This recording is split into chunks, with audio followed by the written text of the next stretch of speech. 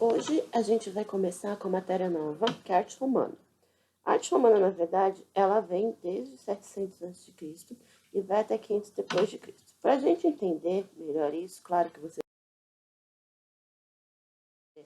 na aula de história a gente tem que perceber que a arte romana ela não surgiu aleatoriamente um grupo do nada. Na verdade, ela vem na verdade de dois grupos que são os gregos e os etruscos. Os gregos, quando eles começaram a perder força, eles acabaram sendo dominados pelos etruscos por questões comerciais, de força e várias outras situações. E um desses grupos etruscos que começou essa dominação foram os romanos. Vocês vão aprender melhor também na parte de história. E esse grupo, ele trouxe tanto uma inovação arquitetônica, pensando no aspecto funcional e no aspecto estético, como também ele trouxe uma nova vertente para a questão do que era o realismo. Os romanos, na verdade, eles começam com uma monarquia, né? Com a lenda do Rei Rômulo, que foram os primeiros seis, na verdade um mata o outro, e passa para a República, justamente quando eles começam a estreitar aquele relacionamento com os gregos, e chega finalmente ao Império, que é o que dá, na verdade, o pontapé inicial, porque a gente vai aprender mais para frente que é a arte no período da Idade Média.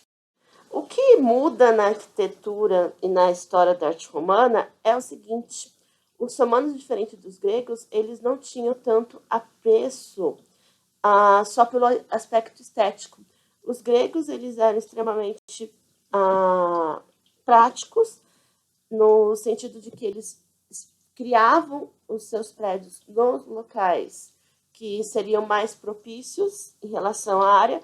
Por exemplo, vocês lembram dos templos? Os templos eram construídos nos altos morros para que pudessem ser vistos a longas distâncias, principalmente nas grandes cidades. Os teatros eram feitos nas encostas das montanhas por conta da questão da acústica do ambiente. Mas no caso dos romanos, fora essa questão da praticidade, eles vão um pouquinho além. Ao invés de procurar um ambiente mais propício, eles constroem esse ambiente. Sim. Primeiro, eles vão pensar na questão da própria estrutura.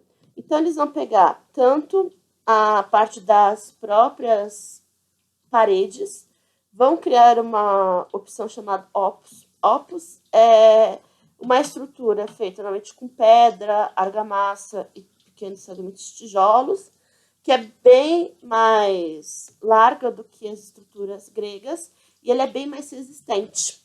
E eles vão, né, para evitar essa questão do peso que tem esses ovos, que são extremamente grandiosos, até um pouco corpulentos demais, e quebra aquela ideia da estética que tinham com os gregos, eles vão introduzir o chamado arco. O arco que eles introduzem, que é o arco romano, vem, na verdade, da história dos etruscos.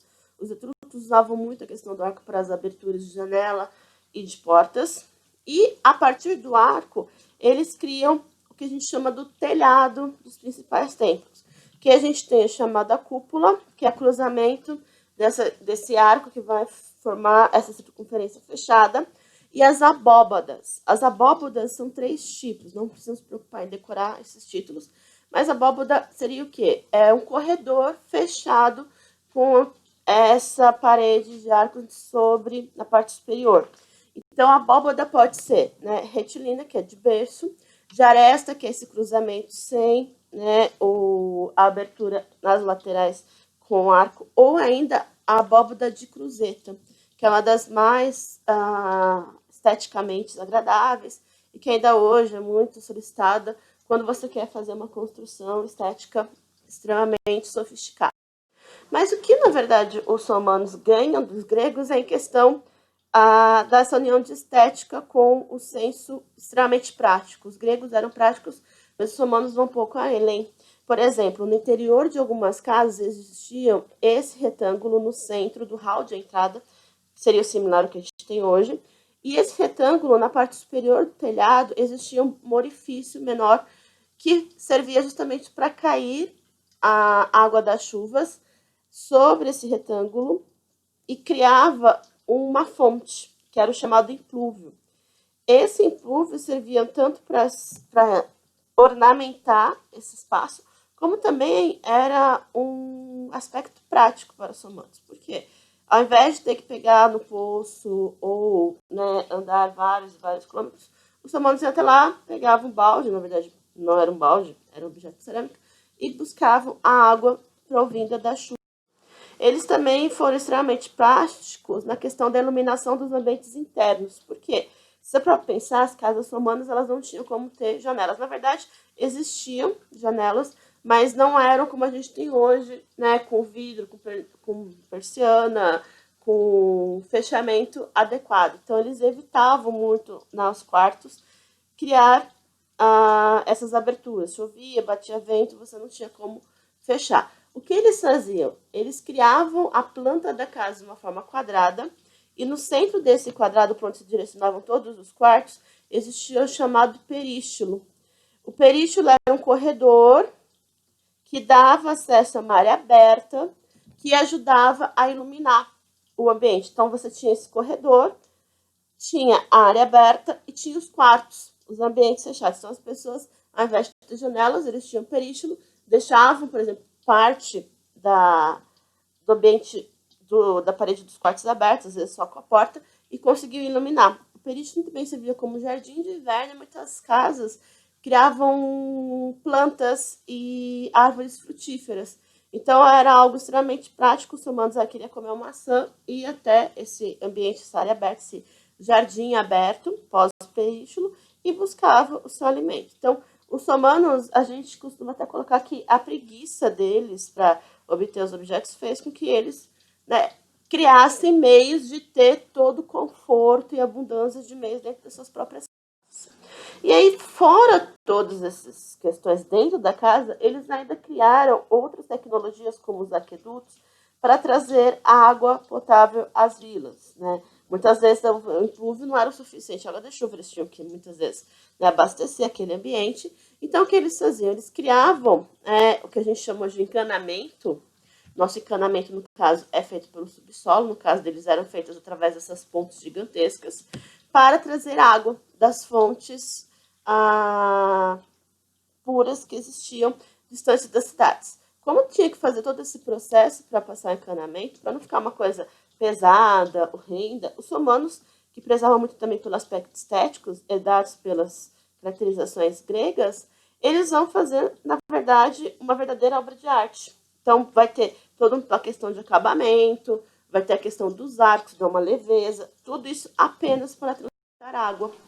Então, são obras de arte à parte, obras de arte arquitetônica à parte, e também eles eram extremamente práticos em questão dos eventos públicos. Os eventos públicos dos romanos eram normalmente, fora a parte de teatro, dança e música, eram também voltados para as suas conquistas de guerra. Então, toda vez que o romano ganhava uma guerra, o que ele fazia? Ele trazia desde animais, né, do ambiente que ele tinha, até, né, pessoas. Esses animais eram exóticos e essas pessoas eram os conhecidos depois como gladiadores, que eram escravos que lutavam para tentar obter a sua liberdade. No caso, esses guerreiros, eles eram apresentados, fazia-se um desfile com eles e com os animais, essa circunferência, e eles justamente criaram esse ambiente, que é chamado de anfiteatro, para essas apresentações. Por quê? No teatro a gente tem o quê? Um espaço fixo, no final da estrutura arquitetônica, em que você senta-se e assiste a peça. Como eles não queriam apenas que as pessoas observassem, mas conseguissem ver de todos os ângulos, as conquistas, os animais, então eles iam para a África, traziam, por exemplo, girafas, elefantes, eles precisavam desse espaço mais aberto, para que circulasse com esse ser, com esse objeto, né, para eles, ao redor de toda a plateia, que o público realmente visse e participasse. Então, o anfiteatro, ele foi criado com essa intenção, para juntar a ideia do público com as conquistas. O anfi da palavra significa dois, e o teatro também vem do que é, né, teatro mesmo. Então, o anfiteatro foi uma das grandes conquistas e, posteriormente, na pós-produção, ele começou a ser utilizado como ringue arena de luta. Né? Muitos de vocês devem ter visto filmes documentários contando sobre essas lutas que aconteceram no Império Romano. Um dos grandes anfiteatros, né, o maior anfiteatro que existe, é o chamado Coliseu. O Coliseu, na verdade, foi um teatro criado para abranger praticamente todo o grupo da Grande Roma, para as grandes cidades e para os grandes anúncios do imperador. Ele era todo ornamentado, criado para conter tanto a parte prática quanto a parte estética. Na parte prática, infelizmente, e estética também, a gente teve vários problemas no local depois do domínio do Império Cristão e também por questões de brigas, guerras, desgaste natural.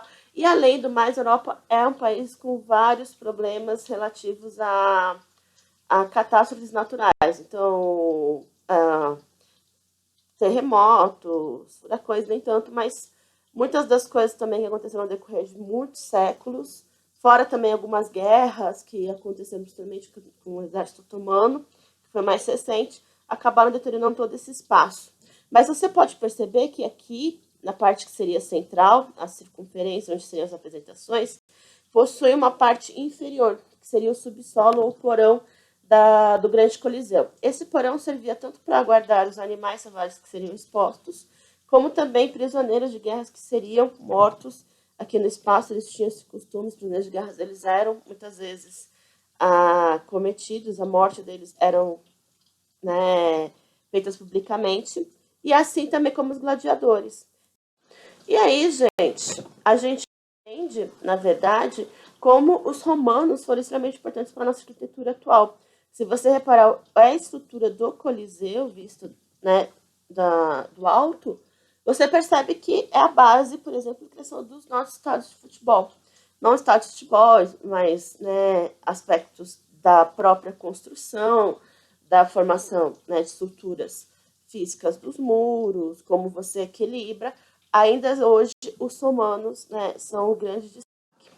E no caso do Coliseu, se a gente for reparar, né, parece que ele tem muitas partes inacabadas. Calcula-se que foi um projeto para ampliar o Coliseu, mas devido à troca de imperadores, de guerras e tudo mais, ele não foi finalizado. Então, o Coliseu, né, está sim, mas o que deveria ser provavelmente original era algo similar a isso, essa imagem na parte superior da tela. Outro destaque na cultura romana era a maneira como eles tratavam seus escravos. Toda vez que eles adquiriam, dominavam o território, eles traziam os escravos para, né, as cidades, vendiam no mercado aberto, era um mercado somente que você tinha exposição dos escravos, como você deve ter visto em alguns filmes, e para manter esses grupos, né, escravizados mais, vamos calcular assim, mais domesticados, eles permitiam que eles mantivessem alguns hábitos culturais, tanto a parte religiosa, quanto alguns ritos, quanto, né, a questão das vestimentas. Então, o escravo, ele era, né, como se fosse um objeto, ele era vendido para uma família romana, só que ele poderia manter alguns dos aspectos que faziam dele um ser humano, um indivíduo, né, comum. Então, para evitar, eles faziam isso, na verdade, os romanos, não porque eles eram bonzinhos ou porque eles tinham amor pelas pessoas, mas era justamente para evitar aquela questão das rebeliões. Porque quando você tira de uma pessoa toda a autenticidade dela, todo o aspecto cultural, ela acaba se sentindo mais revoltada. Então, para evitar isso, os romanos tinham essa questão, bem, você é escravo, mas você vai poder manter a sua religião, você vai poder manter os seus adereços, você vai poder manter, né, alguns festivais seus. E não apenas isso, mas os romanos, eles assumiam muitas vezes a religião dos outros como deles. Então, eles autenticavam algumas religiões. Olha, por exemplo, a religião egípcia, o culto de vários deuses egípcios. Não, vai ser também o culto romano, para facilitar um pouco isso. E um dos grandes símbolos dessa questão da miscigenação cultural romana é o panteão. Panteão significa casa de todos os deuses. E o panteão, né, foi construído justamente para isso. Você pode reparar que aqui tinha essa questão de revolta, como acontecia em outros grupos, em outras tribos no mesmo período. O grande destaque do panteão é justamente essa planta circular extremamente complexa para ser construída até hoje. A parte superior, né, que é aqui no caso, é uma cúpula. Para iluminar, eles fizeram uma abertura. Conta-se que, na verdade, em lendas, né, não tem, né, a gente ainda não tem, por exemplo, material para comprovar que foi isso que eles colocavam nos dias chuvosos, uma tampa de ouro, e outros contam que no centro do panteão tinha como se fosse uma fonte também feita de ouro para armazenar a água. Hoje em dia, né, depois do período da arte bizantina e do período da Idade Média em geral, o panteão foi transformado, na verdade, numa igreja católica, e hoje em dia ele serve mais como aspecto realmente turístico.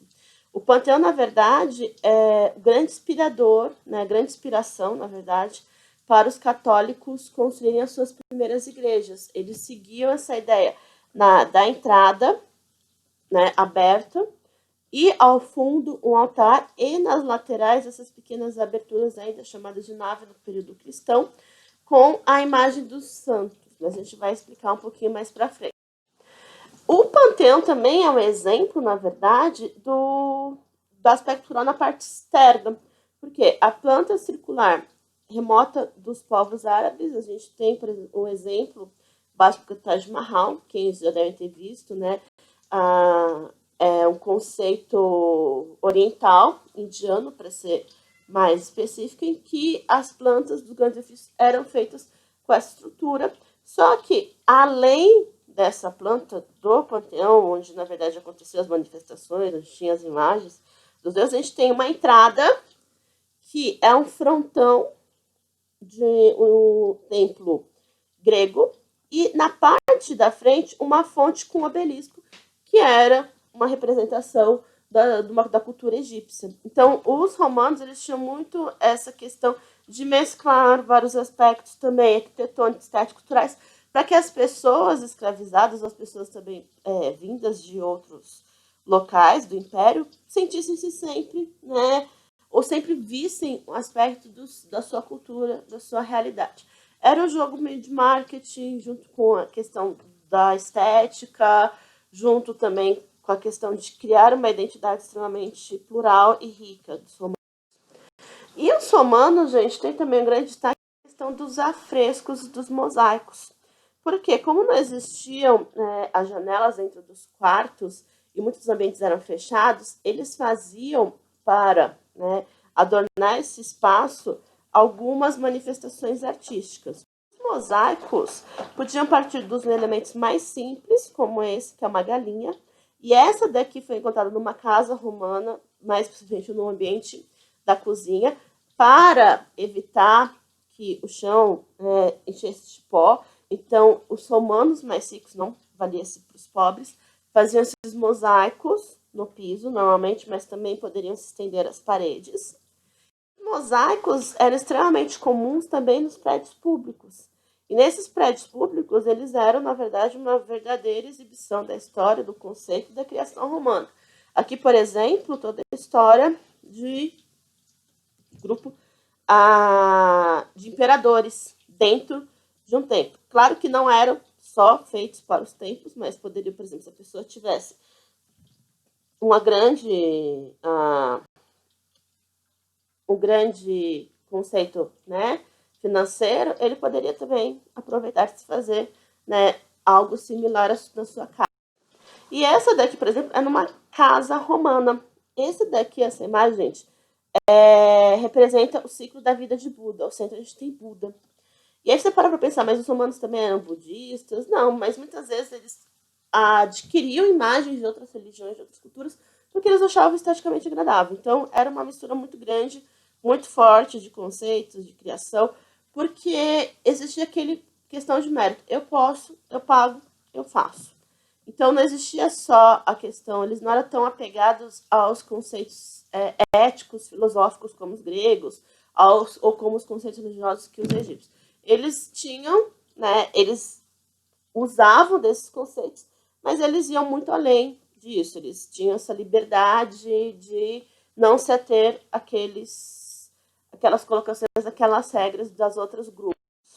E o mosaico, gente, normalmente eram feitos, claro, por escravos. Os escravos, eles eram contratados, existia, na verdade, o senhor dos escravos que ensinavam os escravos menores, e eles eram divididos. Então, os escravos que tinham mais habilidade com pintura, com escultura, eles eram comprados por outros que também precisavam dessa mão de obra. Então, você vai perceber que para fazer um mosaico, você tem que ter uma bela paciência, porque são pedrinhas, você tem que desde o processo de separar as pedras, até fazer o desenho da imagem, até compor essa imagem com essas pedras. Um dos mosaicos mais conhecidos é esse que é na portaria de um prédio de um mercado romano, que são os mercadores, os dançarinos, que eram comum também grupos ficarem até hoje, né? Que são os chamados artistas de rua, que eles tocavam, cantavam, encenavam nos mercados em troca de algumas moedas. Se você for reparar também, existe aqui essa mulher que está com uma máscara, que era um aspecto ainda muito comum nos teatros que vinham, na verdade, da cultura romana. Ele meio que é deixado de lado na cultura grega. Esse aspecto da máscara é um pouquinho deixado de lado na cultura romana, mas ainda aparece algumas imagens. Outro detalhe são os afrescos. Como os ambientes eram muito fechados, os romanos tinham o costume de pintar as paredes do rodapé até a parte superior do teto, até a base da parede com o teto, a junção dos dois, para criar aquela ideia de amplitude e até do vasto da riqueza do império. Gente, esses afrescos a gente vê, óbvio, nas casas das pessoas mais ricas. E se contava muito das histórias da própria mitologia da grega romana, ou, né, muitas vezes dos aspectos dos heróis, dos contos da família, ou tinham pinturas até que eram bem mais simplistas. Por exemplo, pintava-se as paisagens também de Roma. Eles tinham uma preferência muito grande, né, pela imagem humana, e reparem que eles tinham os mesmos aspectos, em muitos casos, que os gregos. A nudez não era vista como algo, né, vejatório.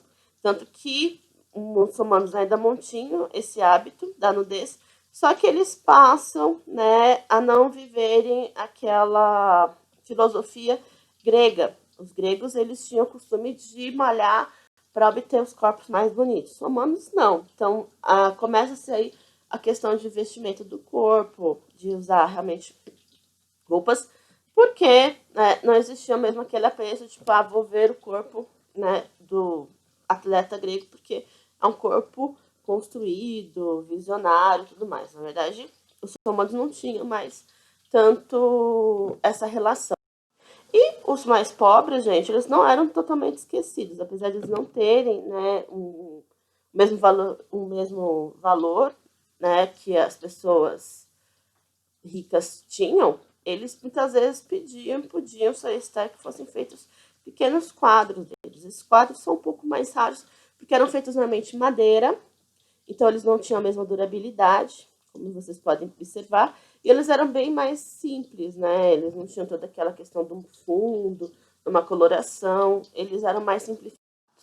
E a escultura, gente, era um grande destaque para os romanos, por quê? Porque era a melhor e maior forma deles manifestarem-se para com o seu império. Então, um dos primeiros pontos, quando, né, a Constantino, né, assume a cidade de Bizâncio, já é mais no final do Império, é justamente criar um arco. É um dos poucos arcos ainda em pé e com a qualidade física, a estrutura ainda intacta. E nesse arco, ele servia, na verdade, como ponto de dominação de conquista. Então, por exemplo, vocês passam daqui, estão indo pela Autonomistas, e passam para Carapicuíba. Pode parar aqui, nesse ponto que vocês estão transitando, saindo de Osasco para entrar em Carapicuíba, sempre tem um arco ou alguma faixa dizendo você está entrando num território de outra cidade. No caso, os romanos, toda vez que eles conquistavam uma cidade, eles também faziam isso. Eles pegavam e criavam um arco para mostrar que aquele ambiente agora era uma conquista romana. E nesse arco, normalmente, eles faziam uma ilustração, na verdade, várias ilustrações, quase como uma história em quadrinho mesmo, contando como foi a conquista desse ambiente. Ou a conquista, ou a pessoa que conquistou. Então, eram arcos extremamente alinhados, super bem feitos. Fora isso, eles pegaram a ideia da estrutura do obelisco egípcio e criaram as chamadas colunas. As colunas serviam, na verdade, para serem compostas no centro da cidade para contar um pouco das conquistas dessa cidade. Tanto que essa coluna de Trajano, né, conta a luta do Império contra, né, o exército de Dácia, e ela vai literalmente, né, se você pegar, por exemplo, um elevador fictício, uma corda, e subir, você vai perceber que está toda desenhada, contando como é que foi, né, a batalha. Cada trechinho, cada momento, quando o imperador decidiu, quando o pessoal foi. Então, eles eram extremamente cuidadosos nisso, na divulgação da sua história. Os romanos foram os primeiros a não terem aquele receio de narrar a vida deles como ela realmente era. Então, eles vão, muitas vezes tem os historiadores que contam as histórias dos imperadores, eles não têm aquela coisa, o imperador era sempre lindo, maravilhoso, eles vão contar dos problemas, das dificuldades, da falta, às vezes, de senso, né, dos principais líderes, e vão, né, mesmo assim, serem o orgulho da história humana. Outra coluna extremamente importante é a de Marco Aurélio. Você vai pensar, né, mais ou menos prédio de 3 andares, o tamanho da coluna, aí o exército tomando contra os povos bárbaros, e ela segue o mesmo quesito, conta passo a passo o que foi a batalha, como foram as decisões. É um objeto extremamente rico em imagem. E eles também, especialmente os mais ricos, tinham o costume de criar sarcófagos que eram, na verdade, verdadeiros objetos estéticos. Se você pegar um sarcófago romano, ele é muito rico. Não era simplesmente você fazer um caixão para colocar o morto. Você criava todo uma estrutura retangular e nas laterais dessa estrutura você fazia uma ilustração em baixo relevo contando a história dessa pessoa que estava lá. Se você fosse, por exemplo, um guerreiro, ali, por exemplo, uma imagem da batalha dos romanos e germanos do qual você participou. Se você fosse, por outro lado, uma pessoa mais filosófica, eles poderiam fazer o quê? A imagem dos grandes filósofos e um dos lados do seu sarcófago. A ideia para os romanos não era simplesmente enterrar, como a gente tem hoje em dia, o corpo da pessoa a 7 palmos do chão, mas eles criavam muitas vezes estruturas, ambientes, que os parentes podiam adentrar nesse túmulo e trazer as oferendas e observar todo o aspecto da arquitetura. Então, a próprio mausoléu romano, onde eram enterrados os corpos, era um trabalho de arte estético à parte. Outra coisa que muda um pouco para os romanos é a questão da imagem escultórica. Os gregos, a gente está acostumado, eles tinham toda aquela questão de fazer os modelos sempre lindos, maravilhosos, né, bem estruturados. No caso dos romanos, a escultura ela não vai ter mais esse apelo de divulgar a cultura deles. Os romanos faziam esculturas para contar a história do povo, a história da filosofia grega. Os romanos faziam escultura para dizer que eles podiam, né? Resumidamente, os romanos eles tinham, né, como bancar essas esculturas, especialmente os mais ricos, e eles pediam para ser feitas as esculturas porque eles queriam se apresentar. Era um objeto, na verdade, de status. Tanto que as esculturas, elas não... Os solicitantes, eles não pediam para o artista disfarçar. Então, se a pessoa tinha uma verruga gigante no meio da testa, era feita essa verruga, porque era realmente para a pessoa se ver representada naquilo. Então, os mais comuns eram os bustos, que é da parte superior do peito, né, até o alto da cabeça. Mas existiam também, no caso dos imperadores, as imagens de corpo inteiro. Essa daqui, que é do Augusto César, né, foi uma das grandes imagens revolucionárias, porque foi quando ele criou, né, fez uma grande guerra civil, aconteceu uma grande guerra civil, ele não obrigatoriamente criou, e ele conquistou, né, todos os povos, criou o chamado Império, e aí, para divulgar esse seu trabalho, para divulgar a grandiosidade dele, ele pediu para esculpir várias esculturas similares, iguais, muito parecidas com essas, são poucas que restavam, e colocar nos espaços comuns, espaços públicos das principais cidades conquistadas. No escudo dele, existia todo esse aspecto egocêntrico deles. Os bustos, gente, variavam desde a nudez até vestimentas. E dependendo do valor aquisitivo que você tinha, você poderia fazer, mesmo não sendo imperador, uma imagem de corpo inteiro. Aqui é o Togado Barberini. Essa imagem pra gente às vezes choca, porque parece que ele tá carregando duas cabeças. Togado Amit era como se fosse o prefeito da cidade. Só que não, ele não tá carregando duas cabeças. Ele tá carregando, na verdade, dois bustos. Um do pai e o outro do avô dele. E aí a gente bate o olho, parece que ele, né, decapitou a cabeça das pessoas que está exposto, só que não. Então, era muito essa questão do orgulho. Eu sou, né, de uma família de togados, então eu vou me representar segurando os bustos dos meus pais, do meu pai e do meu avô que veio antes, para dizer o quão importante eu sou. E, gente, o que muda muito quando Augusto conquista o Império é a questão realmente da ênfase nessas obras artísticas. Augusto, que foi o primeiro, ele vai incentivar muito essa questão do desenvolvimento da escultura, porque, como a gente comentou, ele queria expor, né, as imagens dela ao redor, só que os seus sucessores também tinham todo um apreço por as obras de arte. Na verdade, não só pelas obras de arte, mas por um contexto político, social. Político porque eles queriam manter o poder, social porque eles queriam, né, ter todo esse respaldo particular deles. E nisso se desenvolve, né, a primeira dinastia romana chamada Júlio Claudiano. Dinastia, sim, então parte do Império. E a dinastia Claudiana foi extremamente inovadora. Por quê? Porque eles tinham toda essa questão egoísta, né, de vou pagar, que nem Augusto, para as esculturas, porque eu quero divulgar meu trabalho, mas que resultou, na verdade, a amplificação muito desses aspectos. Enquanto Augusto, né, queria muito se apresentar, se mostrar, ele acabou incentivando um aspecto artístico. Tibério, né, que era o seu...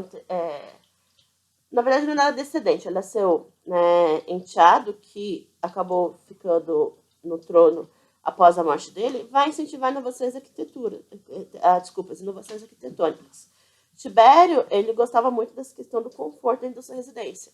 Então, ele adorava ter banhos e, né, manter a questão da privacidade, porque ele também tinha hábitos sexuais extremamente hediondos, mas não vamos entrar no mérito agora.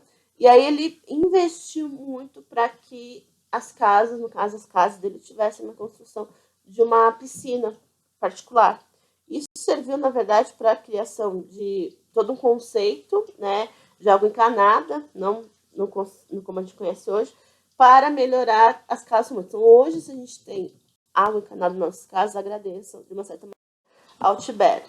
Outro, né, que foi um dos grandes inovadores, foi também Calígula. Calígula pediu cerca, calcula-se, de 200 a 300 estátuas dele, algumas inclusive com um cavalo, que obrigaram tanto a desprendimento financeiro como também desprendimento, né, tecnológico para a criação, como Cláudio, que foi depois o seu sucessor, que adorava os espetáculos. Né? Cláudio investiu muito dinheiro para a manutenção do Coliseu, ele fazia festividades lá, adorava, na verdade, ver brigas de gladiadores e encenações, e por isso ele mantinha, né, esses aspectos teatros muito bem calculados.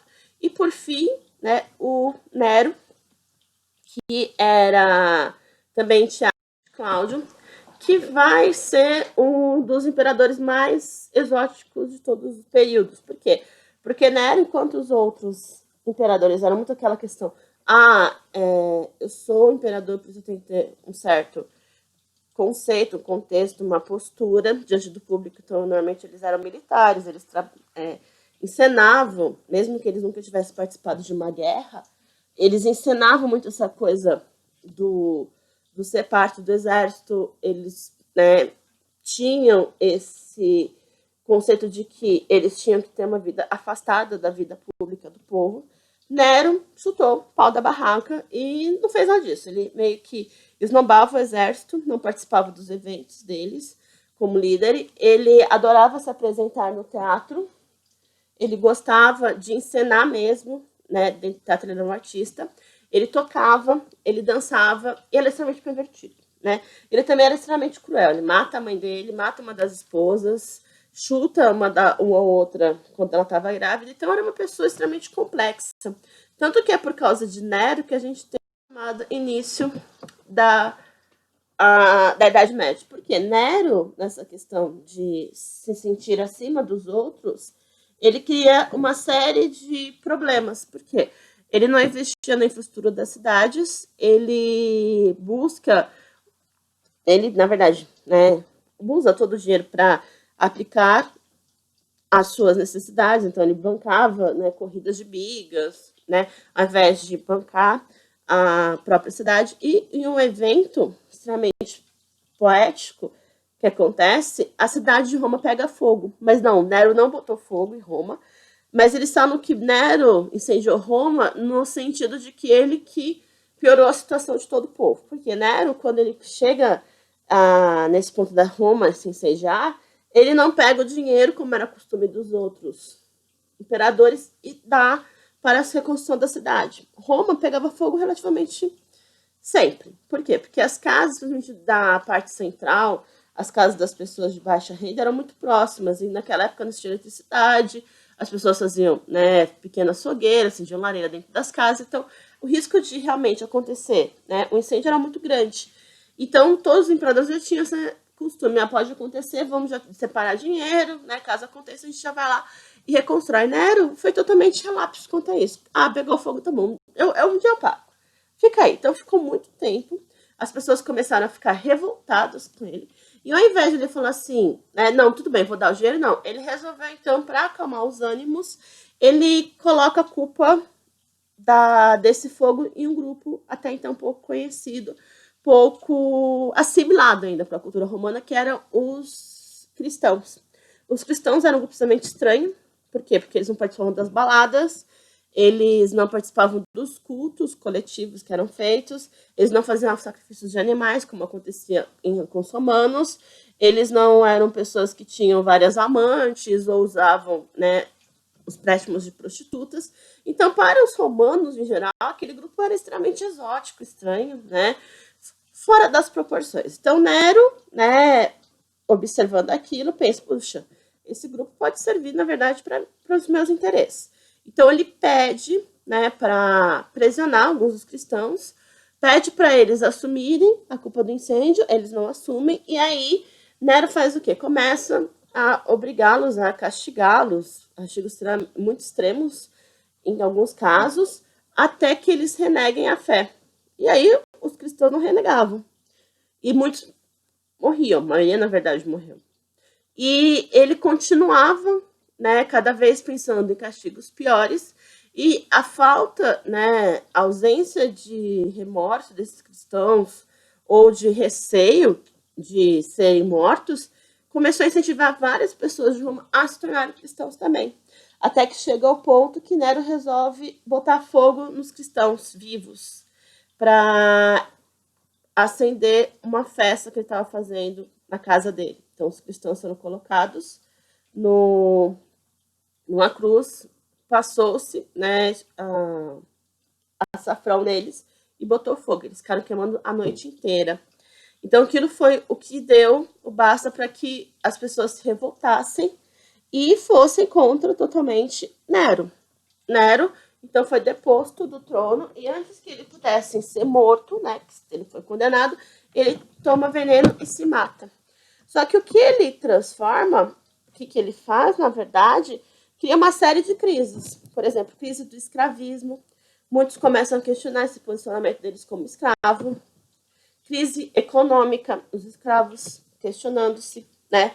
Acaba tendo problema quem vai produzir. E outra, fora isso, a gente tem o problema do Nero ter gastado uma grana, né, para as necessidades dele e não investido na estrutura do grupo.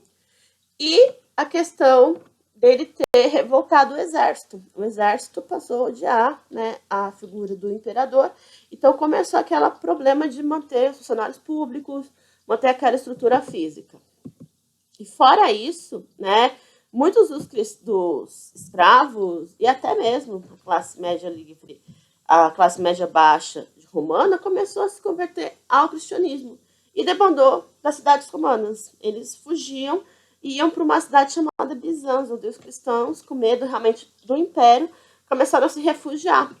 E aí começa a inflação, né, os preços começam a subir, não tem mão de obra, não tem dinheiro, o imperador gastou tudo, o que vamos fazer?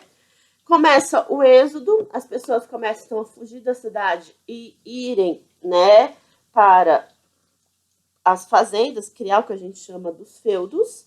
Começa aos poucos, né? Dura, na verdade, após, né, o Império dura mais ou menos 200 a 300 anos, mas esse processo vai acontecendo paralelo a essa duração. E começa também a questão da substituição do mão de obra escrava pelo coronário, que significa, você vai trabalhar para mim, o que você ganha, eu ganho uma porcentagem, eu ganho uma parte, você ganha outra. Só que a gente sabe, vocês não sabem, vocês vão aprender a história, que era uma situação extremamente injusta, né? O pobre ficava com 5% e o dono ficava com 95%. E aí, gente, o cristianismo, por outro lado, enquanto Roma estava nessa coisa extremamente instável, o cristianismo crescia. Eles começaram a criar um grupo favorável muito forte. No caso, eles criaram uma cidade, que era Bizâncio, com toda uma estrutura bem organizada, um regime forte, político, social e econômico. E Roma se ferra um pouquinho mais. Por quê? No fim, começa a invasão bárbara. Os grupos germânicos vindos do Oriente começam a invadir pesado e começa a ter o problema do saque das cidades, vai se deteriorando, por isso que muitos também, esses saques pioraram um pouco a questão da infraestrutura. E, por fim, né, a gente tem o início da Idade Média. O início da Idade Média não foi, tipo, parou aqui, Roma acabou, aí começou a Idade Média. Foi todo um processo que durou aí cerca de 200, 300 anos. A Idade Média, gente, era dividida em 3 grandes movimentos artísticos, que é a arte bizantina, a arte românica e a arte gótica. A arte bizantina começa justamente quando a galera vem de Roma para Bizâncio. Bizâncio não era tão grande, né? Mas se torna depois que Constantino, né, vai para lá, mas eu já vou explicar. Na verdade, como Roma estava sendo, Constantino, que foi um dos últimos imperadores, resolve se unir à igreja. Ele percebe que Bizâncio era a salvação para o seu império, por estar fortificado, por estar organizado, por ter uma economia forte. Ele resolve o quê? Casar-se com a igreja. Ele propõe à igreja católica de Bizâncio que se faça uma divisão entre o arrecadado, os impostos arrecadados entre ele, imperador, e entre ela, a igreja, e passa, né, a investir num projeto chamado Constantinopla. Constantinopla, na verdade, foi a cidade de Bizâncio convertida para o nome de Constantino. E em Bizâncio já existia a prática de construção das chamadas basílicas. Como a Igreja Católica se tornou parte do Império, parte da organização governamental, tudo, na verdade, era voltado no aspecto artístico para ela. Arquitetura, pintura, escultura, era voltado para aquilo. Não existia mais aquela questão das pessoas ricas, como acontece em Roma, ter a possibilidade de criar uma casa gigantesca, fazer vários mosaicos. Até poderia ter, mas diante da própria filosofia da igreja, eles tinham que manter um pouco dessa estrutura mais, vamos colocar assim, menos extravagante. E aí, a basílica, ela vai ser uma estrutura criada para os fins religiosos. Essa daqui é a Basílica de Santo Apolinário, que fica em Ravenna, na região do Oriente mesmo, onde está lá o mapa. E vocês vão perceber que ela é toda adornada nas paredes com... E essa basílica, gente, ela ainda hoje é uma das grandes representações, porque vão perceber que muitas das partes aqui nos slides são feitas de ouro. Então, toda a riqueza que era acumulada para as famílias romanas volta-se para o imperador, para poucas famílias, né, cristãs de alta renda e para a igreja. Então, tudo dentro dessas igrejas era extremamente ornados, bem feitos, bem produzidos. E uma das coisas que eles vão perceber é que a parte da pintura era um grande problema, por quê? A manutenção pictórica dentro de um espaço físico muito grande é muito cara. Por quê? Porque você tem que estar sempre renovando, você tem sempre pintando, tem a questão do pó, a cor muda. Os próprios artistas, os próprios padres resolveram, então, manter uma estrutura mais limpa. Repara que aqui na lateral tem essa estrutura de parede, que é um arco botante, que é para segurar a parede em pé. Eles não tinham, né? Hoje em dia a gente consegue fazer um prédio de 200 andares sem ter estrutura, porque a gente cria, né, a estrutura dentro do próprio prédio. Mas na parte externa, né, eles não tinham tanto aquela questão do acabamento. Por quê? Porque realmente você pensa, vou pintar a parte externa. O dinheiro para manutenção de voltar sempre a pintar, vou fazer um desenho, né, era extremamente caro, então não pensava nesse primeiro momento. E aí na parte interna, o que eles vão fazer? Vão criar os chamados mosaicos. Os mosaicos já existiam, só que eles vão sair um pouco dessa ideia do piso e da parede, vão passar na parte superior do teto, nas cúpulas. A ideia era sempre representar um grupo religioso, né? Algo voltado para a Bíblia. Aqui no centro, gente, que é da Basília também de Ravenna, a gente tem de São Vital, desculpa, em Ravenna, a gente tem Jesus. Jesus, gente, ele não usa barba, ele não tem o cabelo comprido, isso daqui é um mosaico mesmo. Ele não usa uma batina, né, azul com vermelho, é uma cor marrom. Porque, na verdade, os primeiros artistas da arte cristã, da arte da Idade Média, voltavam sendo para o contexto estético dos romanos. Então, as pinturas eram feitas se apoiando no conceito estético romano. Então, para os romanos, a pessoa ter um rosto mais limpo, cabelo, né, um pouco mais cheio, era muito mais agradável do que ter uma pessoa com barba, com cabelo, né, meio desganhado, muito comprido. Então, as imagens de Jesus voltam-se para o padrão estético romano. Aqui, por exemplo, é o batismo de Jesus. Ao redor dele, os 12 apóstolos. Aqui São João Batista, a pomba representando o Espírito Santo e Deus. Deus não tem chifre. É porque aqui você vai perceber, na parte, né, a frontal do que seria a auréola dela é feita com uma cor um pouco mais clara, então se confunde com fundo. E essas imagens de mosaico são muito difíceis de fotografar, justamente por causa do reflexo. A imagem da câmera, a flecha da câmera bate no reflexo nas pedras e acaba refletindo, ficando uma imagem um pouquinho granulada, você não consegue visualizar bem. Mas separa o quê? Por exemplo, Deus aqui tem um pouquinho de tanquinho, Jesus tem uma cara extremamente infantil, apesar de ele e João terem idades muito aproximadas. Mas por quê? Porque eles se empenham naquele aspecto estético ainda romano. Então, tudo que eles fizeram nesse período ainda contava com a mentalidade do que era belo, do que era poético, estético, dentro de Roma, só que de acordo com o que eles poderiam produzir. Então, você pode reparar que, por conta até de ser uma estrutura de mosaico, ter sido feito dentro de uma basílica que é extremamente grande, eles tiveram que adaptar algumas coisas. Então, você não tem tanto detalhamento, os pés, né, não mostram tão bem os dedos, a questão das proporções do corpo parecem meio estranhas, mas tudo isso por quê? Porque eles estavam ainda aprendendo a realizar essas estruturas. E os mosaicos, gente, além das imagens religiosas, eles se apegavam muito também às imagens dos imperadores e reis. Por quê? Como eu falei, Constantino propôs um casamento entre a igreja e o governo. Então, nada mais justo do que o governo mencionar a igreja e a igreja mencionar o governo. Então, as igrejas normalmente faziam, dentro das catedrais, também as imagens dos imperadores. Aqui, Justiniano com seu séquito, seus servos.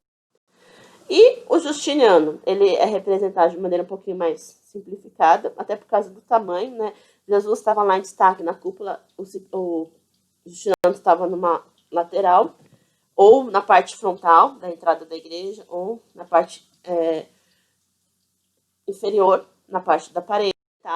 Aqui talvez essa imagem mostre melhor, mas as pastilhas, gente, que são utilizadas no mosaico, eram feitas de pedra e muitas vezes eram embebidas de ouro, quando não era um ouro puro. Então, era um trabalho que a manutenção era mais barata, mas o trabalho de se fazer era ainda caro e combinava muito com os aspectos e com os anseios desse período.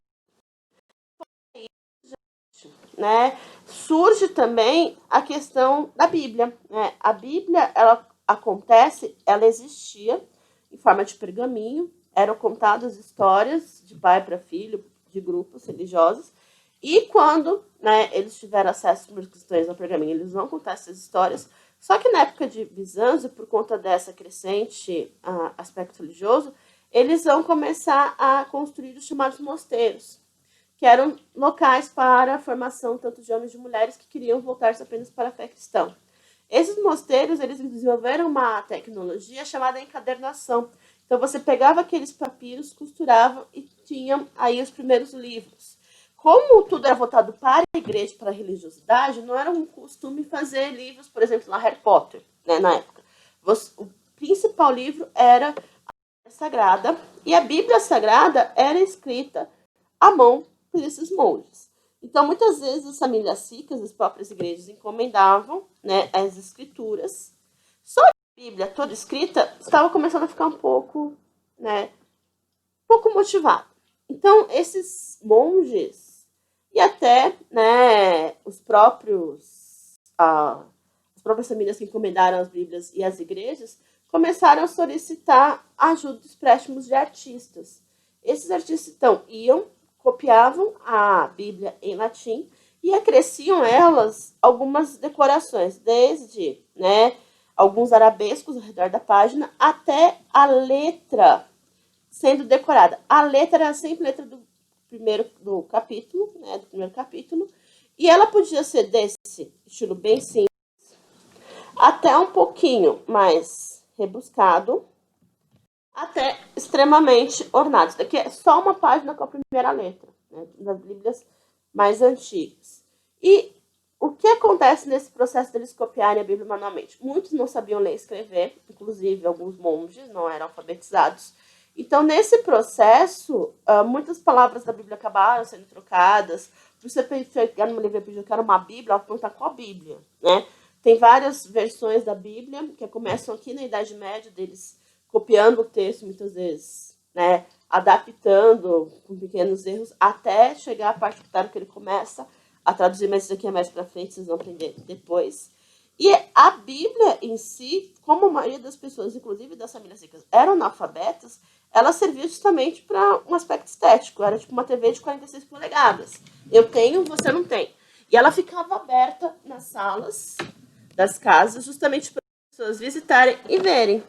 Então, começa com esse aspecto, né, de adornar um pouco a Bíblia, tornar aquele aspecto não tão tejoso, porque as pessoas não sabiam ler e escrever, então vamos fazer uma coisa que pelo menos as pessoas podem admirar, e por isso que as iluminuras são só as letras, tá? Vão ser acrescidas com vários detalhes estéticos, até verdadeiras histórias. Aqui, por exemplo, nessa parte, o profeta Rúfius escrevendo, como se tivesse ele mesmo desenhando essa letra.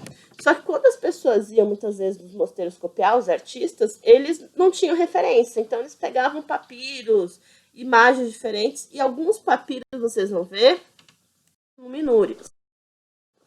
As iluminúrias também, gente, né, aqui, no caso, a letra O, abaixo dela, existiam muitas imagens ilustrativas. Só que as imagens normalmente não estavam, né, relacionadas com o texto e vinham com a ideia de incentivar ou anunciar algum santo da Igreja Católica. Aqui, por exemplo, é Maria.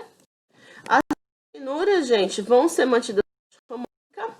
A arte românica, na verdade, ela surge quando eles percebem que existir ou coexistir apenas em feudos começou a se tornar uma matéria insustentável. Por quê? Você imagina que você é dono de um feudo e você precisa, né, produzir desse feudo arroz. Só que você precisa vender esse arroz. Então, você tem que ir para vários outros feudos, né, oferecendo seu produto, e não apenas oferecendo seu produto, mas também recolhendo o produto deles que você não tem no seu. Então, eu produzo arroz, outro feudo produz feijão, então a gente vai trocando. O problema qual era? Você transportar, chega um momento que existem, né, questão da manutenção de você, da viagem, de como você vai trazer esse material. E aí eles percebem que seria legal ter um centro para essa troca. Então, a arte românica surge quando surge a necessidade de criar novos centros urbanos. Não tão grandiosos como em Roma, mas se inspirando nesse conceito, por isso que o nome é arte românica, ou período românico, porque se inspira tanto na parte da arquitetura como também no próprio funcionamento. E para também, né, poderem manter alguns pontos de não só de comércio, mas também políticos e econômicos. Então, depois das cruzadas, o ambiente onde as pessoas podiam se unir para contar outros materiais que você não poderia produzir nos feudos, como artesanatos, manufatura. Então, eles percebem que precisa mudar algumas coisas. E aí, gente, a arte românica, o destaque dela é o quê? Como a igreja era o ponto principal, você vai ver, por exemplo, das antigas, a igreja fica no centro, eles precisavam aumentar, crescer verticalmente essas igrejas. Então, elas são mais altas do que as basílicas, bem mais altas, apesar da estrutura, né, numa maneira geral, ser a mesma. E como, né, existe essa questão delas serem identificadas, eles começam a criar também aspectos históricos na parte externa. As basílicas bizantinas vão perceber que não tem estruturas nem um desenho. As basílicas, ou as igrejas românicas, já têm. E essas primeiras esculturas, como passou-se uns 300 anos sem essa prática, vão ser um pouquinho mais simplistas, não vão levar tanto, né, o aspecto de proporções culturais. Em alguns casos, nos parece até um pouco bizarro, mas eles não tinham mais a mesma habilidade, então eles vão começar a construir isso. E no caso, as iluminúrias, como existia esse centro agora comercial, você tinha uma concorrência muito grande para você vender a sua Bíblia. Você não precisava mais, por exemplo, encomendar para um artista ir até o mosteiro, pegar a Bíblia e copiar. Muitas vezes, esses artistas iam deliberadamente até lá, faziam a cópia, traziam e vendiam nas cidades. Então, eles tinham que ter um destaque. Então, além das letras decoradas, que são chamadas iluminuras, eles tinham muitas vezes que acrescentar às páginas da Bíblia aspectos extremamente formais e ornamentais e decorativos. Aqui, por exemplo, a página da Bíblia. Então, aqui não dá para perceber, como eu sempre falo, por causa que é um slide, mas toda essa estrutura aqui é feita de ouro. Apenas isso, mas eles começam a fazer ilustrações dos principais evangelistas. Então, aqui é São Marcos, desenhado. Então, toda vez que você tinha a entrada de um trecho da Bíblia, tinha uma ilustração da pessoa que tinha escrito.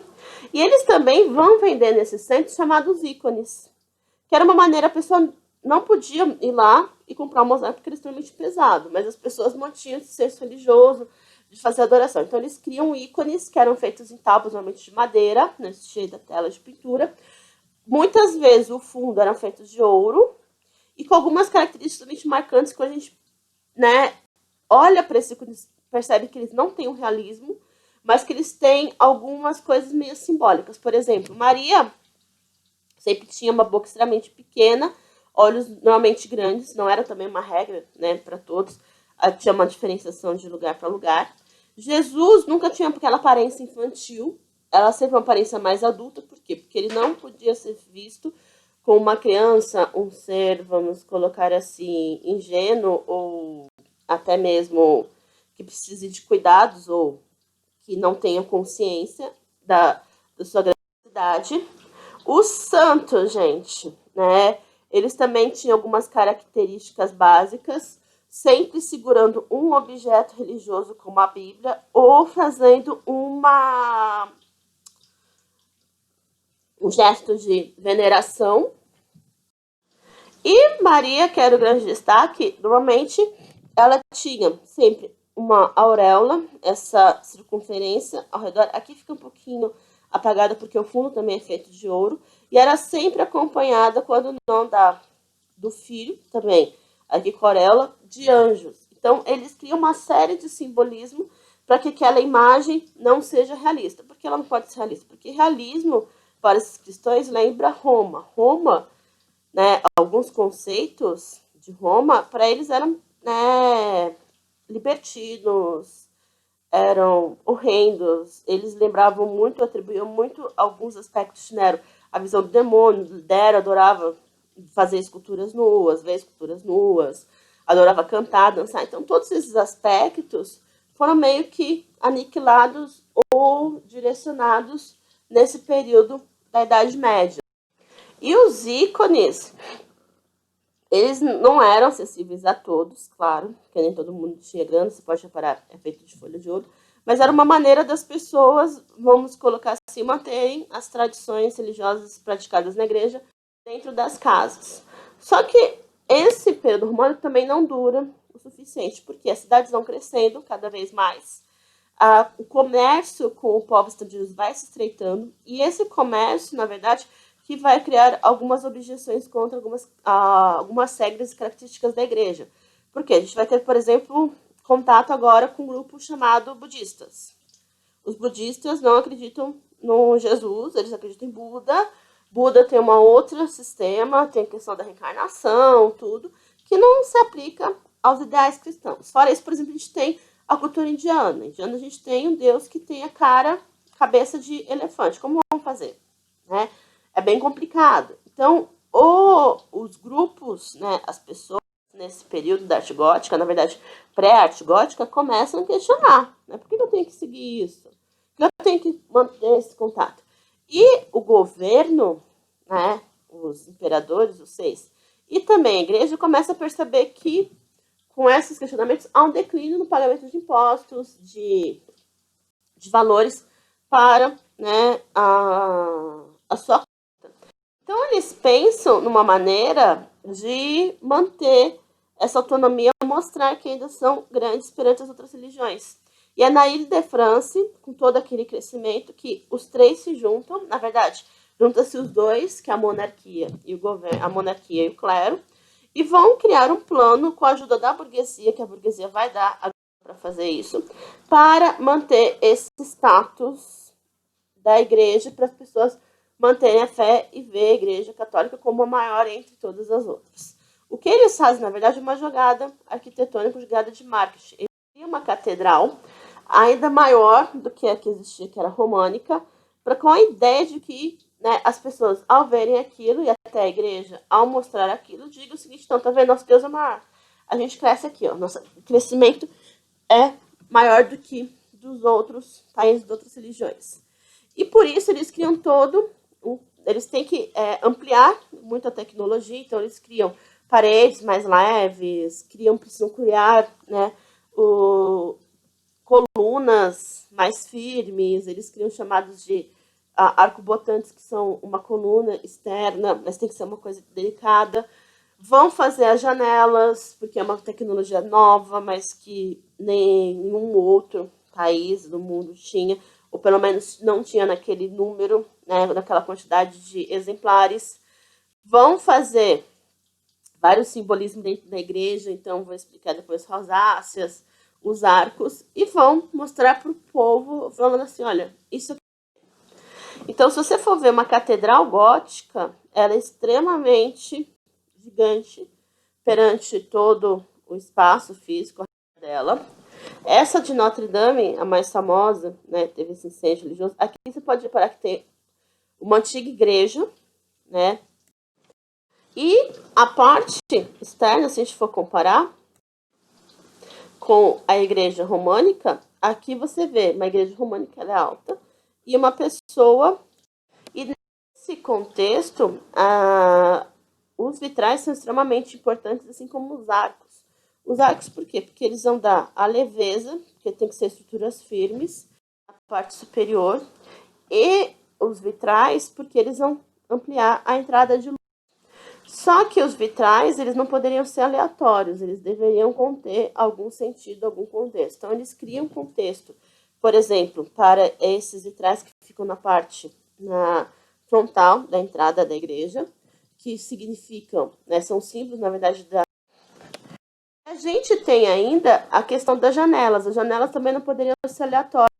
Cada janela, na verdade, conta uma história. Então, aqui, por exemplo, além da história cristã, o simbolismo, por exemplo, de Nossa Senhora, a gente tem aqui a história do rei. Então, algumas janelas contam a história. Então, pode reparar que você tem uma estrutura de metal firme, mas a gente tem dentro o vidro colorido, então ele é pintado. E muitas vezes a gente tem, por exemplo, aqui, articulado, bem pensado. E nesse momento que a gente tem finalmente a imagem de Jesus cabeludo com barba. Porque o senso estético, o grupo de pessoas na época, eles não tinham o mesmo preço do que os romanos. Então, o homem, para ser considerado bonito, apessoado, ele tinha que ter cabelo comprido e barba. Então, vão adaptar a imagem de Jesus a isso, mesmo porque a imagem volta de Jesus adulto nesse momento. É muito difícil você ver uma imagem de Jesus adulto no período bizantino-românico. Na verdade, bizantino sim, românico é mais as imagens dele com Maria, né? São poucas as imagens dele adulto. Existem, mas não eram tão, vamos dizer assim, apreciadas.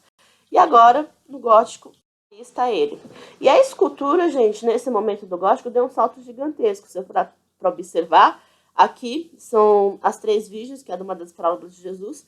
Elas estão muito melhor construídas esteticamente, né, proporção de corpo, do que a gente viu lá atrás a Eva, né, e Eva sendo retirada da costela de Adão. Aqui, por exemplo, é um dos portões, né, da catedral de Chartres, e ao invés de eles pegarem, né, os santos cristãos, católicos mais atuais do Novo Testamento, alguns artistas, alguns, né, padres, bispos, o clero em geral, vão pensar em atribuir também valor ao Antigo Testamento. Porque o Antigo Testamento, para atrair também, para mostrar que, na verdade, os judeus, a mitologia judaica também fazia parte da estrutura cristã. Então, aqui, por exemplo, a gente tem Melquisedeque, Abraão e Moisés, né? E Noé aqui do lado. Não apareceu aqui, mas é Noé. E aí também vão investir muito nos mitos cristãos católicos recentes. Mais recentes, não recentes, né? Porque faz um tempinho. Mas, por exemplo, conta a história da morte da Virgem, que é a mãe de Jesus, que ela morreu e todos os apóstolos estavam ao lado dela orando. E vão também atribuir as esculturas dentro das igrejas. Fora os vitrais que vão ter as imagens dos 6, dentro das igrejas vão ter tantas esculturas de anjos, santos, como também vão ter, por exemplo, as esculturas dos 6. Os de hábito não. Maria com o anjo anunciando, Maria, né, pensativa, Maria depois tendo o filho aqui, né, Maria fugindo. Então tem vários momentos aqui para resumir. A imagem também é quebradinha, mas eles misturam, bem simbólico. E quando um burguês, né, uma família burguesa pagava, eles recebiam o direito de ter uma placa na lateral. Isso ajudava porque a burguesia ela era muito discriminada nesse período, por falarem que eram pessoas, né, pouco cristãs, que tinham enriquecido. Tinha uma série de problemas, então eles faziam essa tática para... eles ajudavam, na verdade, o clero e o governo, justamente a monarquia, porque eles precisavam ter uma aceitação social. Então, era a maneira mais fácil de você ter o seu nome exposto dentro de um ambiente que todo mundo gostava, crescia e acreditava. E aí, gente, a gente tem a pintura, né? Nesse momento, a ideia de fazer um ícone muito rígido começou a ser deixada de lado, só que demorou um certo tempo para eles conseguirem acertar. Esse daqui, por exemplo, é o sepultamento de Cristo. Aqui, né, a mãe Maria, com Maria Madalena e um dos apóstolos, né, colocando ele no sepulcro com outros 2 apóstolos. Mas você vai perceber que tem um problema de proporção, de perspectiva, porque fazia também milhares de anos, né, que eles não tinham o costume de pintar.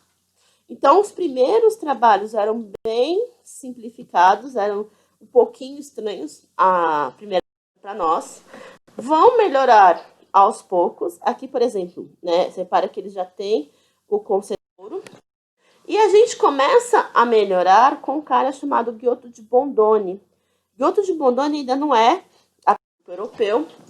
E o Giotto de Bondone, ele também vai ainda trabalhar com a ideia do ícone, né, do uso do ouro nas pinturas, mas ele vai deixar o ouro um pouquinho mais para os detalhes. Enquanto no anterior, na pintura anterior, vocês vão ver que todo o fundo é dourado, ele vai tentar trazer um pouco mais de realismo, ele vai focar muito mais na cor. Tanto que Giotto de Bondone, ele vai estudar, trabalhar muito, na verdade, são vários trabalhos que tem, até chegar a essa imagem que a gente tem, que é a fé, que é uma das imagens mais realistas e bem desenvolvidas. Então, você vê um rosto melhor, um acabamento de fundo melhor, uma aparência bem mais consistente com a realidade.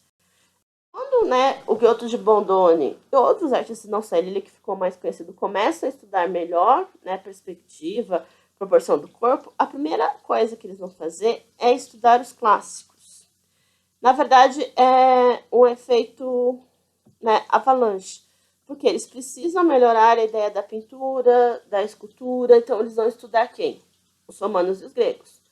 Aos poucos, eles vão estudar os romanos e gregos não apenas para isso, mas para outros fins. Por exemplo, nesse período de 1400, 1500, eles percebem que precisavam ampliar as rotas marítimas. E eles vão estudar os gregos, os romanos, para estudarem também essa questão da engenharia marítima deles, vão criar as chamadas caravelas, vão conhecer o Novo Mundo, vão trazer materiais do Novo Mundo e vão, né, surgir de uma série de outros conceitos. E, de repente, todo aquele esforço que a monarquia e o clero fez para manter aquela estrutura cristã, todo mundo voltado e obedecendo à igreja, vai se tornar cada vez mais desnecessário.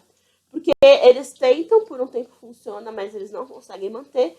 E, por fim, surge o que a gente chama de renascimento.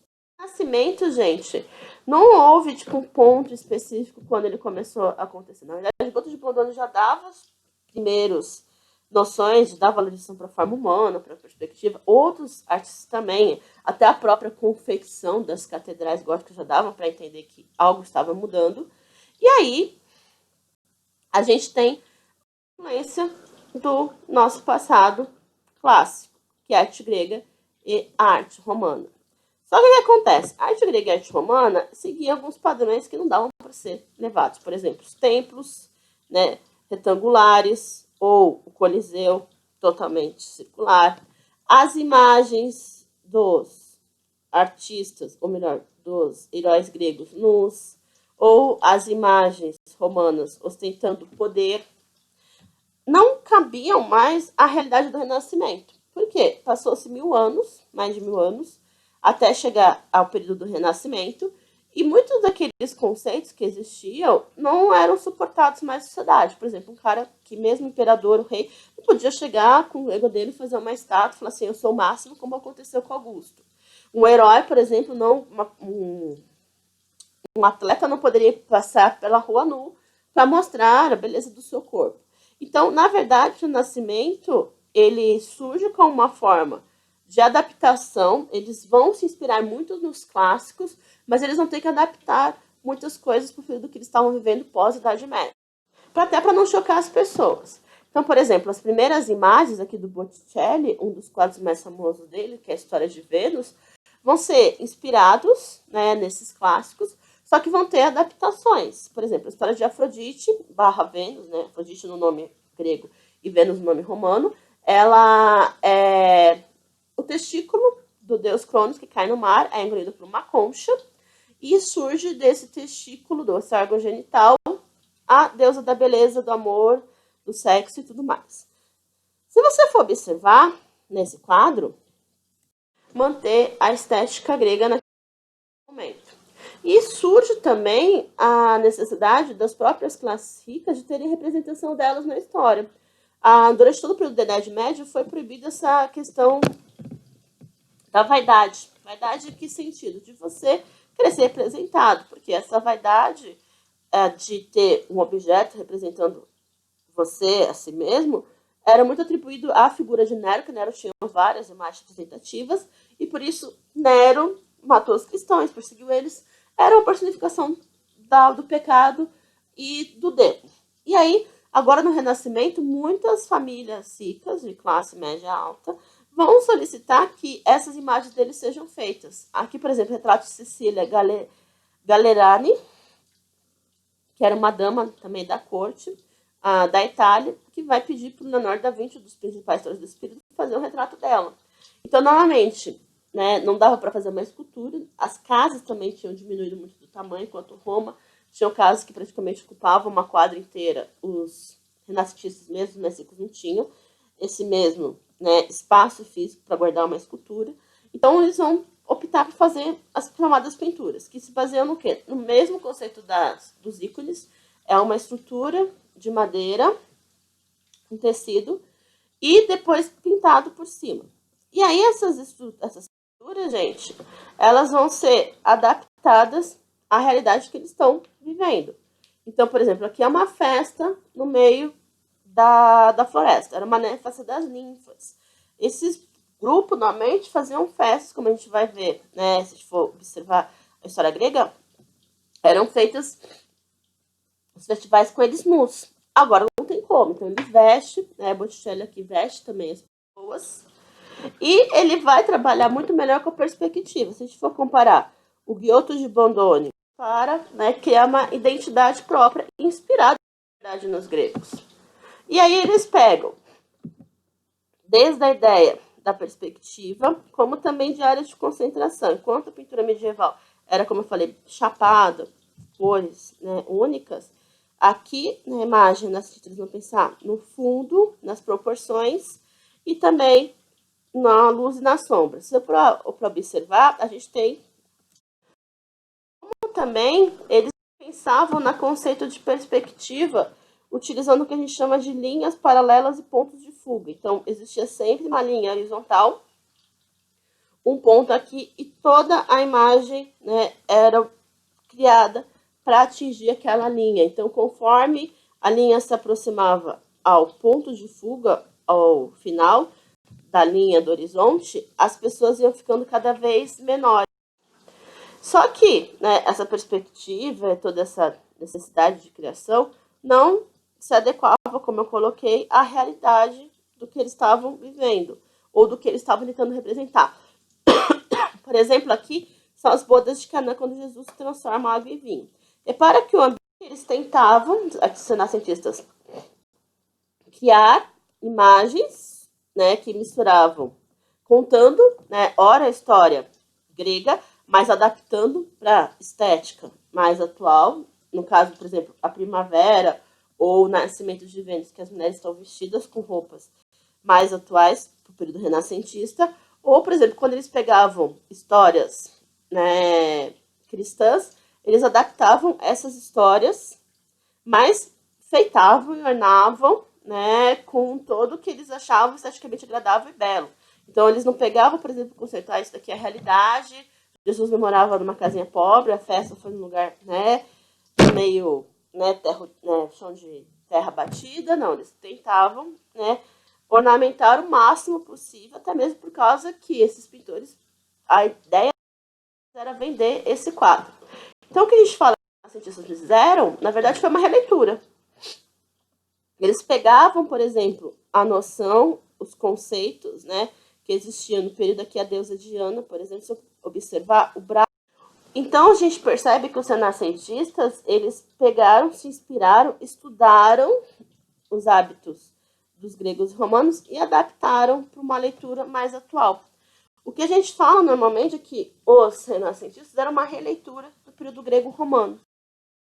E essa releitura, gente, é usada e feita até hoje. Por exemplo, Mona Lisa, que é uma das obras mais famosas do Leonardo da Vinci. Mona Lisa, na verdade, tem toda uma história, porque foi um dos poucos quadros que dá a entender que o Leonardo da Vinci começou e terminou. O Leonardo da Vinci tinha vários estagiários, então ele nunca começava e terminava um quadro.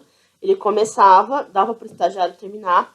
Ele guarda esse quadro com ele, então fica um grande mistério, porque ele guarda. A moça no quadro retratada tem esse leve sorriso que hoje sabe-se que é a Lisa, né? Demorou muito tempo, na verdade, depois de uma série de pesquisas, raio-x e outros estudos, para ser atribuída a Leonardo da Vinci. Por quê? Porque tinha muitas dúvidas se era original, se ela não era. Demorou quase 50 anos para finalmente ela ser considerada. É uma obra, na verdade, que você olhar, não é uma mulher atraente para os dias de hoje, não é o quadro, até a coloração dela não é um trabalho que você fala, nossa, animador, mas ele traz muito do que a gente concebe como um avanço técnico do período, que nem eu falei, técnica de sumato, da questão da perspectiva, a estrutura do cabelo, então ela é valorizada por conta disso. E todo o mistério que eu comentei com vocês que tem relação a ela. E hoje em dia os artistas usam ela como base para várias releituras. Mas o que é releitura? Releitura é você pegar uma imagem antiga, que não foi feita no seu tempo, e adaptar normalmente para um tempo mais presente. No caso, você pode pegar um estilo de pintura, que a gente faz a Mona Lisa gordinha, ou até mesmo um personagem famoso. Aqui, isso daqui é uma obra do Maurício de Souza. Ele fez várias leituras com os personagens deles, de vários quadros famosos.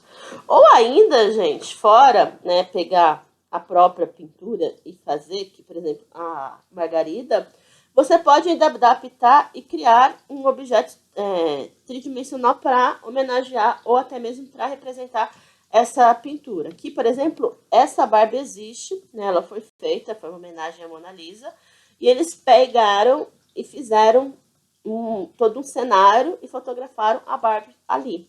Essa Barbie é extremamente cara, ainda hoje. Então você tem, né, essas opções, ou você ainda pode ir além. Você pode pegar, por exemplo, a imagem da Mona Lisa, como está aqui, e fazer uma homenagem a alguns movimentos culturais, artísticos. Aqui é o movimento gótico. O gótico não, né, das pinturas da catedral, mas o gótico atualmente. Aqui, novamente, a gente tem trabalho com os Simpsons. Esse de uma cantora que ficou famosa alguns anos atrás, porque era uma senhorinha, né, bem simples, ninguém dava muito valor quando ela foi se apresentar no programa de show de talentos, e ela arrasou com a voz. Então eles fizeram realmente uma homenagem, comparando ela a essa extravagância da Mona Lisa. E aqui uma série de outras imagens da Mona Lisa que não pegam nem aspecto cultural, nem o aspecto, né, de homenagem ou de representatividade de uma personalidade atual, mas que faz uma reflexão sobre a próprio modo de vida hoje. Então, a primeira aqui que a gente tem. Então, quando a gente fala de reler uma imagem, na verdade, você pode tanto fazer uma homenagem, né, trazendo um outro aspecto físico do personagem, ou ainda brincar com o aspecto material. Aqui, esse daqui a gente vai estudar mais para frente, que é o artista Vic Muniz. Ele pega essa obra do Caravaggio, que chama Narciso, e recria ela com lixo. Então, reler ou você brinca com o aspecto visual do personagem ali, ou você brinca com a materialidade do objeto que é a pintura. E alguns dos trabalhos, também outro trabalho muito conhecido, é esse que é uma homenagem ao Michelangelo. O Michelangelo também era um artista da época renascentista. Ele era escultor, e um belo dia o Papa, que era o seu principal, né, mecenas principal, vamos dizer assim, comprador dos seus trabalhos, olha para ele e fala: você vai fazer uma capela. Ah, vou fazer a escultura, não, você vai pintar.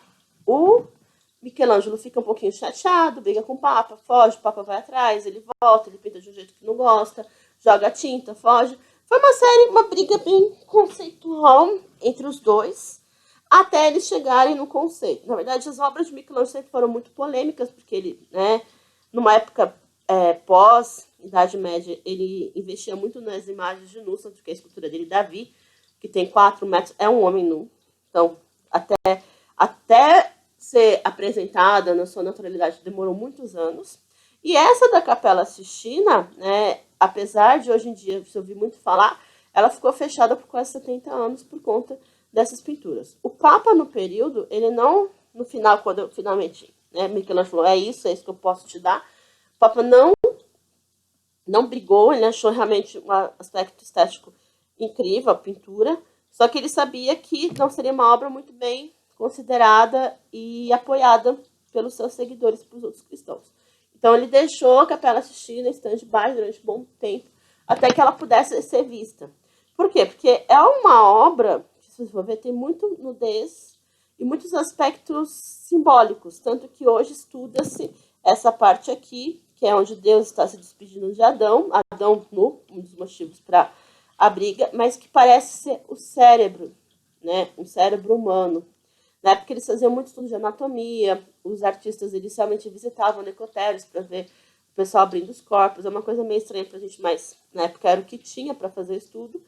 Então, a gente olha para esse quadro, para nós não tem um impacto, talvez somente estético, assim, cara, como o cara conseguiu pintar assim, mas na época tinha toda uma questão revolucionária. E a Capela Sistina em si, ela conta toda a história da Bíblia, do começo da criação de Adão até o fim, só que as imagens não se mesclam, então não existe, tipo, não são quadrados fechados. Começa uma história aqui, outra ali, então é bem confuso a leitura, sendo que esse espaço físico do afresco, que é chamado de afresco porque é uma pintura feita na parede, foi a que mais durou. E hoje em dia a releitura vai desde as mais cômicas, então aqui Deus criando Adão pelo computador, homenagem, né, ao gráfico, até, né, o amiguinho dando a cervejinha para o outro amiguinho no sofá. Repara que Eles mantêm a postura dos dois personagens e adaptam, né, um ou outro, para que aqui a imagem, gente, se assemelha muito ao rosto de Maurício, né? Até brinca-se sobre isso. Bob Esponja, um ícone atual. Simpsons, outro, né, da cidade. E esse daqui é uma pintura digital, né? De um homem entregando para o cachorro quente que parece seu rapaz, seu filho. Então, quando a gente fala de releitura, a gente tem que entender que ela pega alguns aspectos da obra original e adapta para um trabalho novo. Então, é um trabalho novo, seu trabalho, só que você vai se inspirar, questão de postura, questão muitas vezes de paleta de cor, paleta de cor, a iluminação, realmente aquele quadro é muito azul, é muito verde, é muito, né, vermelho. E para a gente entender isso melhor, vocês vão fazer uma releitura. Essa releitura, gente, vocês vão escolher uma obra de arte de qualquer período, só que tomem cuidado, porque às vezes vocês pegam umas obras no Pinterest, ou no Google, no Facebook, que não são obras de arte, são obras de ilustração. Você tem que pegar uma obra de arte realmente por questão até do que a gente está estudando nesse momento, e vocês vão se usar como modelos, vocês serão os modelos. Então, vocês vão ter que confeccionar essa obra. Então, vocês vão pegar, por exemplo, aqui um trabalho do Vermeer, um artista do período posterior que é o Barroco, em que foi feito com uma criança vestida com uma roupa similar. Repare que a pessoa, óbvio, adaptou, né? Pegou um casaco amarelinho, uma fita, o fundo, né, neutro. Nesse outro, né, Maria com Jesus, um ícone bizantino, a mulher pegou o cachorro dela para simplificar. Nesse daqui, que é uma obra modernista, né, com cores fortes, a mulher escolheu o fundo colorido e uma vestimenta azul, né, berrante. Aqui uma homenagem a uma fotografia de Frida feita por um fotógrafo na época, em que se pega toda uma questão... A fotógrafa pega um tecido, coloca no fundo, tecido colorido, não é igual, tá? Vai pegar um chale similar, vai fazer o ornamento. As flores também não são idênticas, mas repara que você vai entender que existe uma similaridade entre outra. Esse outro, por exemplo, trabalho é uma pintura do Caravaggio também, que vai ser representado por um homem. Repara que ele mantém a postura, tenta se fazer também uma cruz similar, os tecidos ao redor dele. Esse também é uma obra icônica do período da arte americana, em que esse casal faz uma representação dos dois. Separa que ela, ao invés de usar um broche, usa um colar. Ele, né, ao invés de usar uma enxada, ele usa um skate. Então, as adaptações que você tem presente. Essa daqui também, uma outra pintura do Vermeer adaptada. Ela usa, na verdade, que parece ser um lençol, um tecido para representar. A mesma coisa nesse sentido, uma pintura do Caravaggio sendo feita fotograficamente por um modelo. E esse, gente, na foto de animal de estimação, a gente usa um ursinho de pelúcia. O que eu quero dizer, gente, é que vocês vão pegar uma obra e se fotografar na mesma postura, posição dela. Não pode fazer montagem fotográfica. Você não pode fazer aquela técnica básica de cortar esse rostinho e colocar na obra. Isso está proibido, tá? Você tem que manter o visual, montar realmente o cenário. Gente, montar o cenário, gente, vocês vão perceber que não tem realmente como você fazer um cenário idêntico, você não tem nem como usar uma roupa idêntica, muitas vezes não tem nem como fazer o cabelo idêntico, você vai ter que adaptar. Então, por exemplo, é um cenário fundo, são flores, eu não tenho esse tipo de flores, vou verificar as flores que eu tenho. Também não é para você escolher uma obra que você vai ter um custo excessivo.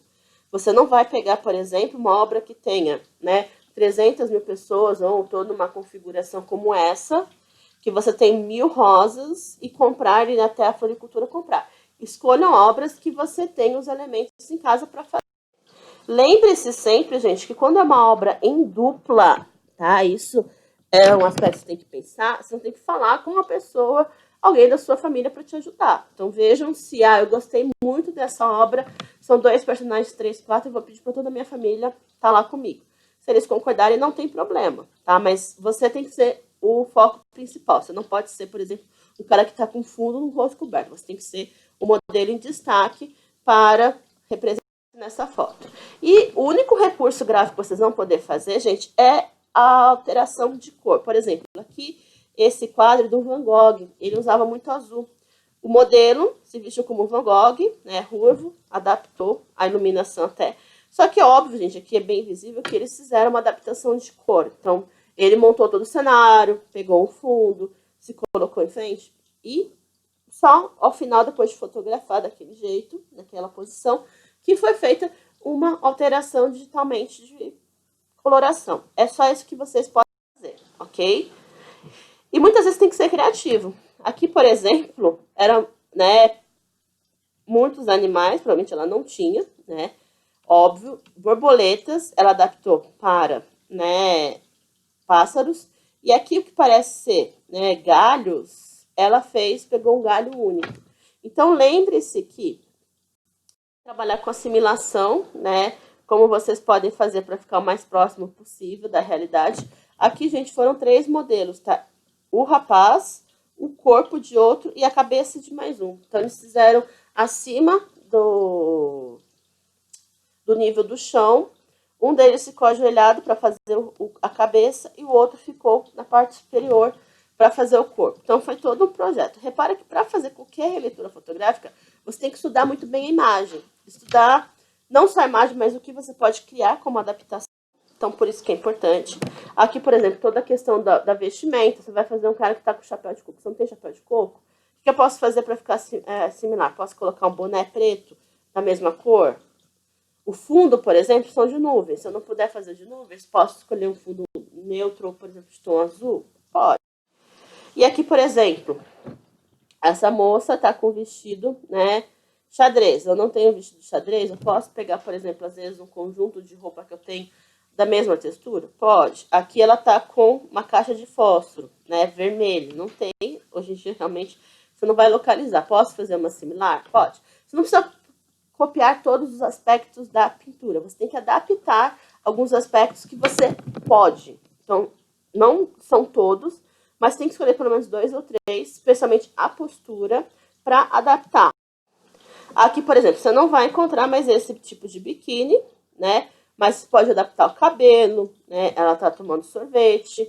Você tem uma série e uma de maneiras de interpretar. A mesma coisa aqui, né? Você não vai ter esse mesmo chale, você vai adaptar a questão também. Ela tá usando um colar de espinhos, então você adapta. O fundo, gente, tem umas plantas, você não consegue achar um fundo igual a esse. Você pega, às vezes, uma outra planta, que você tem, às vezes, um vaso em casa, e as flores você pega o que tiver. Pode ser até flor artificial, não tem problema. Se quiser também montar algo, não tem problema nenhum. E, gente, você tem que pensar que tudo que você vai fazer nesse autorretrato tem que seguir as regras. Então, tem que ser uma obra de arte histórica. Eu vou abrir para vocês uma tarefa, para vocês me mandarem tanto a foto, quanto também as características dessa obra para verificação se é autêntica ou não.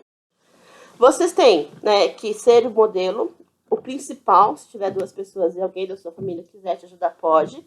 Mas você tem que ser o modelo principal, tá em destaque. Você tem que pedir ajuda para alguém, não tem como, tá? Essa ajuda é basicamente para tirar pelo menos a foto. Se não puder a pessoa te ajudar a montar todo o cenário, pelo menos para a pessoa tirar a foto final. Então, sempre tem essa responsabilidade de se organizar, conversar com a sua família, com os familiares. Edições e recortes estão proibidos. Não pode tirar a fotinho da cara da pessoa e colocar no outro. Tá proibido, ok, gente? A única edição é, como eu falei para vocês, a questão de luz, que vocês podem mudar a iluminação e coloração da foto para se adaptar melhor à realidade do trabalho que vocês escolheram.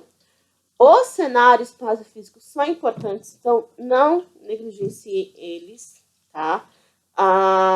Você não pode simplesmente, vou passar em qualquer fundo, dê uma olhada. A ideia desse trabalho é vocês, né, aprenderem a ler uma imagem, a observar a imagem que vocês estão escolhendo e fazer uma releitura e pensar como é feita essa releitura. Especialmente até a questão de como é feito um trabalho fotográfico. Que o cara não simplesmente não pega e tira uma selfie. Tem todo um estudo, um trabalho então para vocês trabalharem esses 2 aspectos, né, cognitivos de vocês. Gente, o trabalho tem que ser entregue pelo Teams, pelo Tarefa, tá? Qualquer coisa vocês me avisam, mas tem que ser por lá porque eu tenho 3 escolas E se não tiver, vocês mandarem, por exemplo, pelo e-mail, pelo WhatsApp ou pelo chat, pode acabar tendo problema e eu não ver. Então, vocês podem perder isso. O prazo, gente, respeitem o prazo, porque eu também tenho prazo de entrega, tanto das chamadas como das notas. Então, muitas vezes, vocês atrasam a entrega, eu tenho que fechar a chamada da sala de vocês. Isso está sendo um problema, porque tem muita gente que está ficando com falta.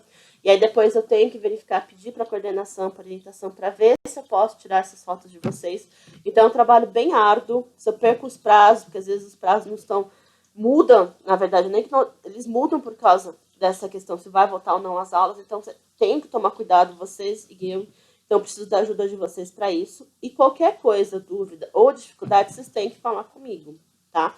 Vocês têm que mandar por chat. Se eu não responder em um dia, tá? Que eu normalmente, para às vezes, estou com muitos alunos nos questionando, me questionando, e muitas vezes eu estou em outra escola, né? Eu trabalho para Prefeitura de Barueri, é complicado. Vocês têm que esperar esse um dia. Se eu não responder, pode mandar, porque às vezes o Team dá problema, tá?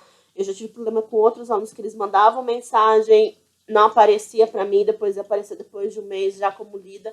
Então, perdia esse contato, a pessoa tinha uma dúvida que eu não consegui ensinar, então tomem cuidado com isso. Se eu não responder, entre em contato, ok? Qualquer coisa é só chamar, tá? Essa primeira semana é só para vocês verem esse vídeo, né? Eu sei que é longo, mas não tinha mesmo como diminuir. E responder, né, a tarefa que eu já estou postando lá, sobre qual imagem vocês vão escolher para fazer a releitura, tá? Só isso, ok? E se tiverem qualquer dúvida, só me chamar.